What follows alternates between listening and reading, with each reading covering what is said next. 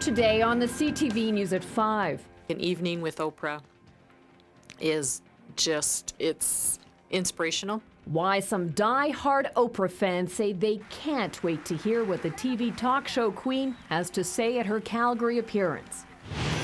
Plus, the federal government makes a splash in Picture Butte with some big cash.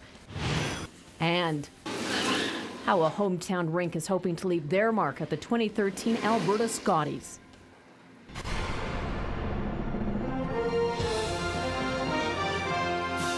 CTV News with Jackie Scantlebury. Good afternoon. 10,000 people are expected to catch the queen of daytime TV tonight in Calgary, including some die-hard fans from Lethbridge. Oprah Winfrey wowed the crowd in Edmonton last night, where she admitted she was a little shocked by the cold. Why didn't you tell me to come in the spring or fall? Oprah charmed fans with an inspirational session about self-motivation and determination. She started the evening talking about her humble beginnings, but it quickly turned into her exclusive interview with Lance Armstrong. Last week, he admitted for the first time that he used performance-enhancing drugs, and Oprah talked very candidly about the experience. I was going to lose weight. I was planning on losing weight for y'all. But then Christmas came, and then I called Lance. He said he would meet me at my house. Yes. And the day I was going to start my diet, he came over. And then he said he would do the interview. The event in Calgary at the Saddle Dome sold out in one day, with ticket prices ranging from about $100 to more than $400. But for some die-hard local fans, a chance to see Oprah live is priceless. Terry Boat reports. I think I'm a super fan, probably. That becomes clear the minute you step into Linda Cannell's office. There's the Oprah coffee mug, the bag her daughter gave her as a gift, and the photo of Linda and Oprah together. For the Lethbridge businesswoman, there was no question of passing up a chance to see Oprah Winfrey during her speaking engagement in Calgary. I think an evening with Oprah is just, it's inspirational. Cannell is one of 35 ambassadors for Oprah's own network, and the only one in Alberta. She earned the status after she was inspired by Oprah to volunteer in Africa. Cannell continues to support an orphanage there by raising money and doing hands-on work. I think one of the things is when you do good, good always comes back in your life, and I think I'm living proof of that. And I've always, and it's not just about giving; it's about giving yourself. That's one of Oprah's words of wisdom: is not to just give, but to give yourself. For her work at the orphanage, Cannell was invited as a guest on the premiere of Oprah's final season, and was among a group of special fans who accompanied Oprah and John Travolta on a trip to Australia.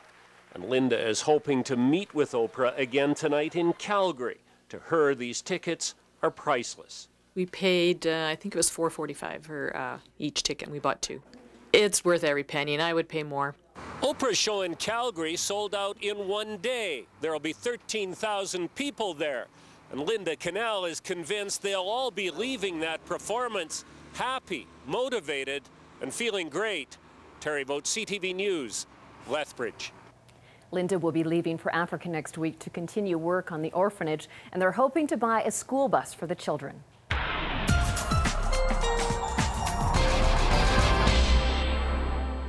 Yesterday we were talking about that cold snap hitting Manitoba, Dory moving east.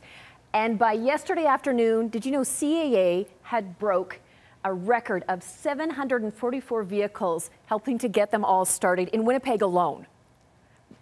Luckily, that's not going to happen here, though. Average temperatures. Your dad wasn't one of those. Your dad wasn't one of those that had to have a boost, was he? Oh no, he's a farmer. He's prepared everywhere he goes. He's good to go. No. Yeah, actually, in Manitoba, not only are the wind chill values high in the south as they were yesterday, but now they have shifted up north as well. So, I'll have all the details. We're not in that category, though. Coming up in a couple of minutes. It's always good when someone else has it. Thanks, Dory. A 32-year-old BC truck driver has been sentenced to 6 months behind bars after pleading guilty to accessing and possessing child pornography. Last May, John Stewart's vehicle was searched while returning to Canada at the Coots border crossing. Officials became suspicious when Stewart was questioned about his laptop. RCMP discovered 6 very graphic videos involving adults and young girls, some as possibly as young as 4 years old. In addition to the jail term, for 3 years, Stewart is also prohibited from having a cell phone or computer that has any access to the internet at all. A former Cranbrook RCMP officer charged with the theft of a laptop has been found guilty on a lesser charge. Brian Hennessy was a constable with the Cranbrook RCMP detachment when he was charged. RCMP say that he took the laptop from a pawn shop saying that it was evidence in a crime, but the computer was never filed into exhibits. In Cranbrook court, Hennessy was found not guilty on theft while he pleaded guilty to breaching the Offence Act. He was fined $500. Hennessy resigned from the force in December of 2011. A new study released just this morning says public sector workers in our province are paid a lot more than their private sector counterparts. The Fraser Institute's report shows public employees made over 10% more in 2011 than private sector workers. The study suggests public sector workers also enjoy more generous non-wage benefits, including pensions and job security. Public sector wages make up a large portion of the provincial government's budget. In Ontario, the Ontario government estimates that half of the budget there goes to wages and benefits. So if it's equivalent in Alberta, and there's no reason to think it wouldn't be, you're looking at a couple of 100,000 public sector workers, federally, provincially, municipally, and that's what that 10% wage premium is based on. Now, one of the other benefits that the public sector gets is retirement age. Public employees tend to retire 2 years before their private counterparts. The town of Picture Butte has been thrown a federal life preserver for their aquatic center. MP Jim Hillier presented Mayor and Council with a $125,000 grant to help support some much-needed upgrades. As you can see, the pool is still filled with water in the dead of winter. That's to keep the foundation from cracking, causing greater damage. It's one of the areas that will be addressed along with the concrete on the deck of the pool. The mayor's town says the investment means a lot to the community. Well, this is tremendous. Swimming pools have high maintenance costs, and we want to maintain our pool as kind of one of our recreation gems, and this will go a long ways. Communities that have great recreational facilities and cultural facilities are communities that prosper. That's where families want to live, where they can raise their family. The mayor says the total cost of the pool upgrades will be over $250,000. The 2012 Alberta Summer Games will be leaving a $140,000 legacy to sports and cultural groups in Lethbridge. Higher than expected attendance and lower than budgeted expenses resulted in a surplus during the 4-day event last July. The Games will also benefit from a $50,000 legacy grant. The surplus funds are being donated back to the community, with some of the money going to support programs and projects that focus on sport, development and youth. The facilities were amazing from the city of Lethbridge. The university was very involved in terms of facilities, but also people. The college with their food services and that sort of thing. The schools that put our 3,000 athletes up. All those organizations were instrumental in making it happen, and we hope that some of our legacy funds will be able to get back to organizations like that. More than 2,000 volunteers contributed 50,000 volunteer hours to run the Games, and Lethbridge has been chosen to host the 55-plus Winter Games coming up in 2015. Lethbridge's Helen Schuler Nature Centre is also getting a big boost thanks to a Southern Alberta farmer. This is Cor Van Ray of Iron Springs handing over a $10,000 check to the Nature Centre's Becky Little. It's the largest personal donation in the facility's 31-year history. The donation is going towards new exhibits focusing on today's landscape and how industries like agriculture have helped to shape it. Well, Colehurst turns 100 years old this year, and to celebrate, the personal history of the town's residents has been recorded by the younger generation. Jeanette Rocher reports. Noah is currently in... Noah Hummel reads an excerpt about himself in a magazine he had a hand in writing. Moving Forward with the Past is a compilation of stories about Colehurst residents who were invited to Emma Lentz's grade 2 and 3 class to share tales about their town. The bakery, the candy store, the history of the mine, it's all in there.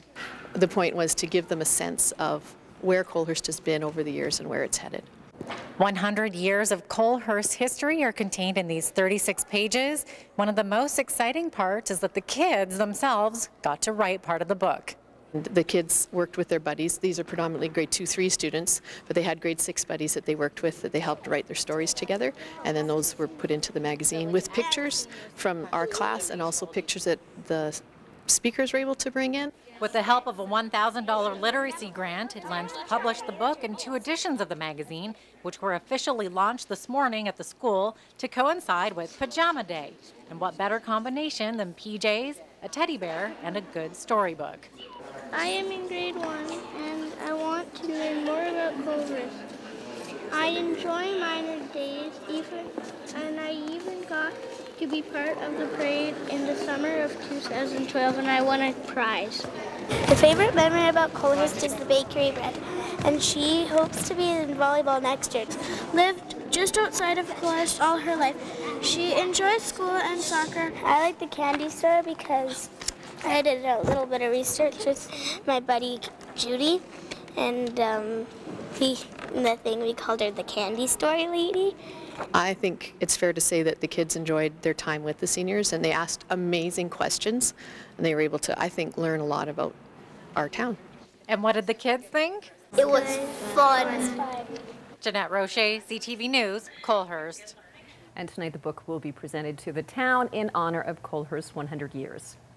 Horse owners, trainers, and enthusiasts from across Alberta recently gathered in Red Deer for the annual Horse Breeders and Owners Conference. We have more in tonight's report from Farm TV. Red Deer's central location and excellent facilities are the reason many equestrian events are held here during the year. This is a very horse-centric area. Because we're central in the province, we have a lot of shows here. The Horse Breeders and Owners Conference is great for the local economy. It brings around 700 people directly to our community. They're, of course, the horse interest community, and they're here for 3 days, so that has a multiplier effect in working with hotels and accommodation and restaurants and gasoline and grocery stores. Basically, we have a wide variety of topics, from horse care to science and research to welfare. We look at a broad range of topics and then look at who's leading in the field at that time and bring them from all around the world. It's an ongoing process, and we're always in the office researching and making phone calls and inquiries and trying to find the best of the best out there to bring here to Alberta. Farm TV is brought to you by DA Building Systems. Coming up after the break, we'll tell you how Albertans are rating our healthcare system. First, the day's markets.